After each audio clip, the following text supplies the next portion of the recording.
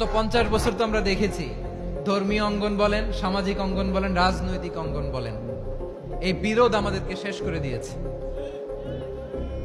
এই 24-এর ছাত্র নাগরিক অভ্যুত্থানের পরেও যদি সেই বিরোধ আমাদেরকে খায়, তাহলে এতগুলো তাজা জেনজির রক্ত বৃথা যাবে। চিল্লায় বলো ঠিক কিনা?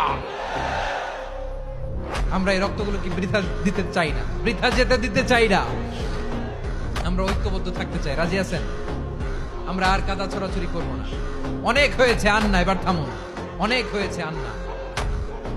প্রথমে আমি এদেশের সম্মানিত আলেম সমাজকে বিনয়ের সাথে অনুরোধ করব, আসুন আমরা ঐক্যবদ্ধ হই। আজকের এই পেকুয়ার ঐতিহাসিক তাফসীরুল কোরআনের প্রোগ্রাম থেকে আমি সম্মানিত আমার মাথার তাজ ওলামাদেরকে জাতীয় ঐক্যের আহ্বান জানাই।